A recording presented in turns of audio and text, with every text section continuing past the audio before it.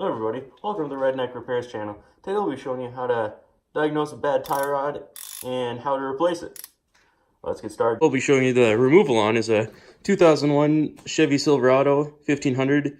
It's a four-wheel drive with a 5.3 in it. Get it jacked up off the ground slightly. And the easiest way to check for the bad tie rod is you put your hands at 9 and 3, you shake back and forth.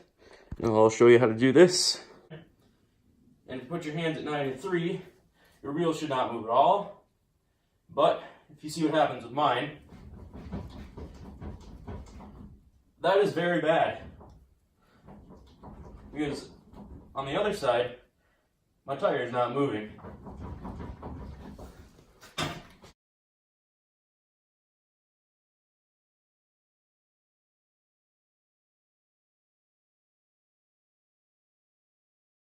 Begin by removing this nut here, getting it loose.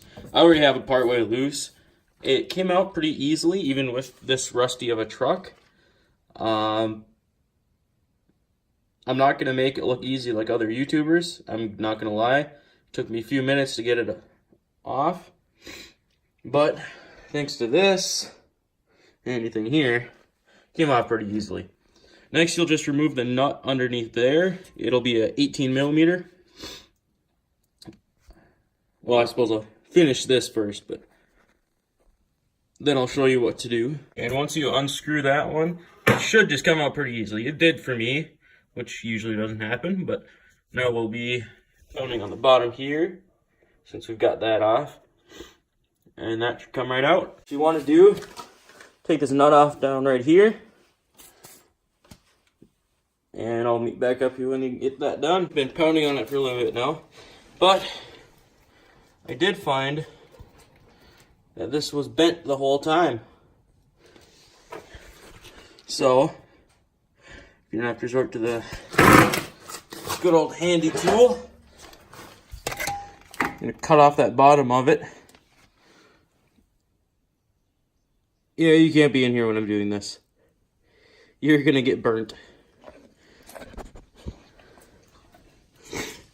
So I got this part out, but if you see, I had to do a bit of cutting, which I would not recommend. I'm gonna have to weld that. But next, I already did it. It came off pretty easily. Just take off this boot here, and you just pull it out. Then you get access to, kind of hard to see, but there's a nut right here. You'll need, I think it's a 1-inch wrench. I was just using one of the adjustable ones, so yeah. And to get it loose, I did have to, I'll show you what I did. Had this, had it up here. Had it stuck down in here. Had it up like that. Took a crowbar and stuck it by the sway bar there. Use the sway bar for leverage, since I'll be cutting that out later. And it came loose, as you can see.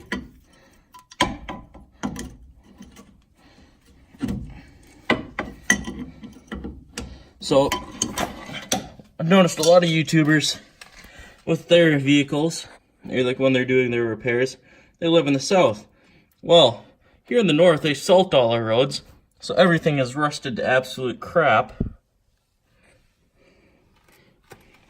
I'll grab my, you can see there.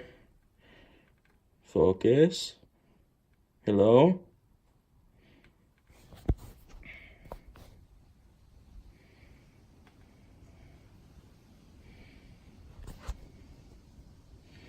Well, it's not going to focus, but you can see how much rust is on there.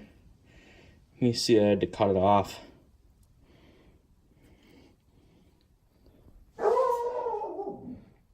So, we'll finish getting that off, and I'll get back to you. You want to connect up your tie rod. Make sure you grease gun it. I will be making a video on how to redneck grease gun things. Because I don't have a grease gun, but these are greased. I mean, you can kind of see that. But what you want to do, make sure it's about the same length as your other one until you can get into a shop to get it aligned. But basically, to put it on, do the reverse of what you got it off. Pretty simple. If you can't do that, you probably shouldn't be doing auto repairs. And I'll be putting this on there quick.